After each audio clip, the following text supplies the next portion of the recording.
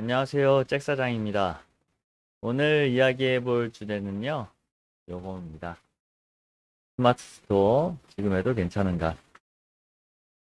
전에 아내하고 이제 외식을 하러 나갔는데 아내가 어떤 유튜브를 봤다고 하면서 스마트 스토어는 레드오션이고 매출도 안 나오고 할 게 못 된다 한다. 뭐 어떻게 생각하냐 뭐 이렇게 물어보더라고요. 그래서 그때 나눴던 얘기하고 지금의 제 생각을 좀 정리해서 말씀드리겠습니다. 한 세 가지 정도로 이제 정리를 해봤는데요. 일단 첫 번째는 과연 이 시장은 레드오션인가? 제가 2019년도 8월 정도에 이제 시작을 했는데요. 그때 이제 다른 사업을 좀 꾸려가고 있다가 새로운 현금 흐름이 필요하다는 생각이 들었고, 그때 이제 신사임당님 창업 다마고치 영상을 보고서 이 유통업을 시작하게 됐습니다.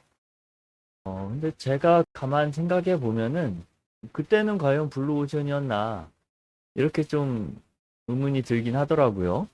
그때는 과연 블루오션이었다라고 할 수 있었을까요?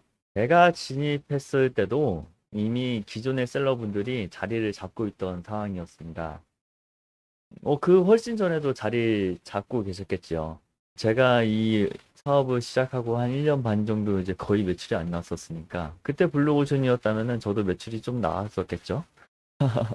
그런 걸 보면은 예전에도 레드오션이었고 그리고 지금도 레드오션인 거는 분명합니다. 예. 근데 이 레드오션이 말이죠. 저는 이렇게 좀 생각을 하고 있습니다.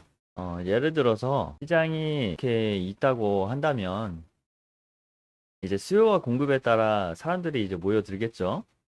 그러면서 한 군데 한 군데 레드오션이 되어 갈 겁니다. 이렇게, 이렇게, 이렇게 한 군데 한 군데 레드오션이 되어 갈 거예요. 근데 이게 모든 범위가 레드오션이 되질 않아요. 이렇게 레드오션 틈새에 블루오션이 군데군데 남아 있습니다. 또는 이런 식으로 레드오션 사이에 블루오션이 이렇게 생겨나고 또다시 없어지고 뭐 이런 현상이 계속 돌고 도는 겁니다. 시장은 레드오션으로 머물러 있지 않아요. 뭐 레드오션이라고 하면 그 안에서 블루오션이 생기기도 하고 또 블루오션이 생기면 거기에 또 사람들이 몰려들어서 거기가 또 레드오션이 되고 그러다가 또 시장이 커지면서 또 다른 블루오션이 또 생겨나고 이렇게 시장은 계속 그냥 변해가고 있어요. 조금은 더 깊이 업계를 들여다보시면 분명히 그 틈새를 보실 수 있으실 겁니다. 아니면은 뭐 다른 블루오션을 찾아가야죠. 근데 다른 이 지금 쇼핑몰 업계 말고도 다른 업계도 이미 다 레드오션이에요. 거기도 똑같습니다. 레드오션 속에서 블루오션을 찾아가는 일의 연속이에요. 어차피 다 똑같습니다. 그래서 결론적으로는 레드오션이지만 이제 블루오션이다. 지금 시작해도 충분하다. 이런 말씀을 드리고 싶습니다. 오늘이 11월 26일이네요. 그러면은 지금 크리스마스 시즌 바로 전이잖아요. 시즌 전이라는 거는 스토어를 시작하기 딱 좋은 타이밍입니다. 지금 시작해도 충분합니다. 그리고 두 번째, 일하는 게 더 힘들어졌는가? 진입 장벽이 더 높아졌는가?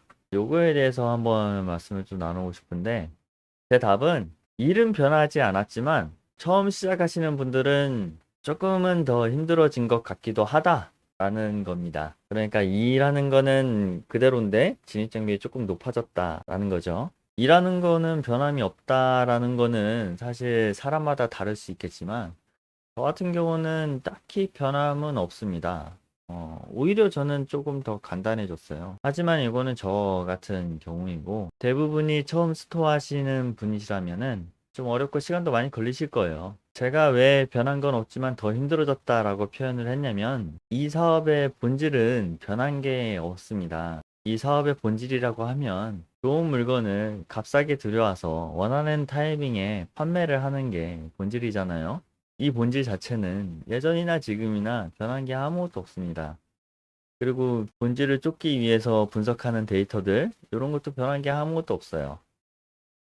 이 본질에 다가가기 위해서는 데이터를 분석을 해야 되는데요. 기존에 이제 사업을 하고 계시는 분들은 어차피 자신만의 노하우로 이제 축적된 그런 데이터 분석 기술이 있으니까 그거를 이제 그대로 하면 되는데 처음 시작하시는 분들은 어떤 거 참고해야 되는지 많이 헷갈리실 겁니다. 이게 뭐 때문이냐면은 뭐 아이템 스카우트나 판다랭크나 데이터 분석을 도와주는 사이트들이 이제 많이 생겨나고 그리고 유튜브에서 각종 데이터 분석 기술들을 소개를 하면서 가공된 데이터들을 너무 쉽고 많이 수집할 수 있어서 오히려 이게 역으로 이 사업의 본질에 다가가기에 적합한 데이터인가를 판단하는 게 더 힘들어지지 않았을까라고 생각이 듭니다. 이게 왜 어려워진 부분이냐면 가공된 데이터가 많아지고 분석할 데이터들이 많아지면 그 데이터를 보면서 의사결정이 느려질 확률이 매우 커집니다.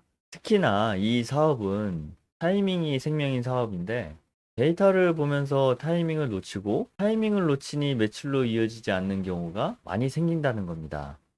그런데 이 일을 계속 하시다 보면 보이실 거예요. 분석할 만한 데이터가 있고 넘어가는 데이터가 있습니다. 이걸 잘 가려내셔야 일이 줄어들고 능률이 올라갑니다. 모든 데이터를 분석할 필요는 없어요. 그리고 남들이 한다고 그리고 하라고 했다고 무작정 따라가는 거는 뭐 누구나 하는 분석법입니다.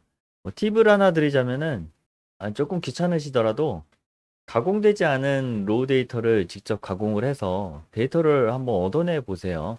네이버 데이터랩이나 다모아 프로그램에 데이터를 스크랩해서 직접 데이터를 한번 만들어 봐야 그 데이터의 의미를 알게 되고 그 데이터를 제대로 활용할 수 있습니다. 의미를 알아야 쳐낼 거 쳐내고 참고할 걸 참고하죠. 자신만의 규칙을 정하고 테스트해 나가면서 시간을 줄여야 그래야 사업이 지속 가능해집니다. 나중에 시간이 되면 어떤 데이터를 활용해야 하는 건지 한번 영상으로 남겨보도록 하겠습니다. 그리고 세 번째는 이 일은 계속 할 만한 가치가 있는가라는 질문입니다. 저는 개인적으로는 아직 충분히 할 만하다고 생각을 합니다. 아직도 팔 게 너무나 많습니다. 그리고 앞으로도 계속 팔 만한 제품이 계속 생겨날 거예요. 저 같은 경우는 제가 판매하는 제품의 분야 같은 거는 정해놓지 않았고, 그냥 법 테두리 안에서 돈이 되는 것들, 그런 거 다 팔자는 생각으로 판매를 하고 있어요. 판매할 제품이 너무나 많습니다. 제가 강의를 하다 보면 대부분의 대표님들께서 처음에 이제 팔고 싶은 분야나 제품이 따로 있어요. 하지만 그거는 나중에 판매하시라고 권해드려요. 일단 판매가 되는 제품 먼저 판매하시고 매출이 발생하고 여유가 좀 있을 때 그때 도전하시라 얘기를 드립니다. 굳이 특정 제품에 생각을 가둬놓지 마세요. 나중에 노하우를 쌓고 팔고 싶은 것들 팔아도 충분합니다. 대표님들은 어떤 제품이든 판매하실 수 있어요. 아직 판매할 제품이 너무나 많습니다. 그래서 저는 이 일이 아직도 계속 할 만한 가치가 있는 일이라고 생각을 합니다. 그리고 이게 이제 잘 팔리는 제품을 하나 발굴을 해 놓으면은 그렇게 든든할 수가 없습니다. 여러분들이 생각하시는 그런 거 있잖아요. 내가 잠을 자고 있는 시간에도 내 샵은 24시간 열려 있고 24시간 손님을 받고 있다는 그런 것들. 그거에 이제 큰 매력을 느끼는 사업이죠. 상품 잘 올리면 뭐 남들 눈치 안 보면서 뭐 시간도 자유롭게 쓸 수 있고 뭐 이 정도 노동에 이 정도 수입이면 저 같은 경우는 아주 만족하고 있습니다.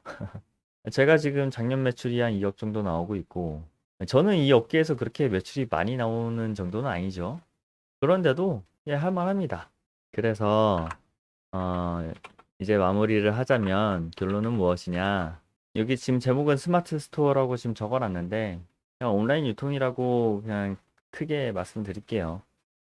결론은 온라인 유통은 겉으로 보기에는 레드오션이지만 여기에 이제 끊임없이 변화를 하고 있는 시장이다 보니까 이 변화를 피부로 느끼는 연습을 꾸준히 하면은 반드시 기회는 온다라고 좀 말씀을 드리고 싶습니다.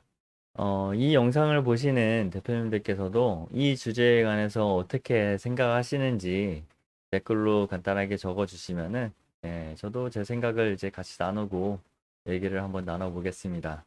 끝까지 시청해 주셔서 감사합니다.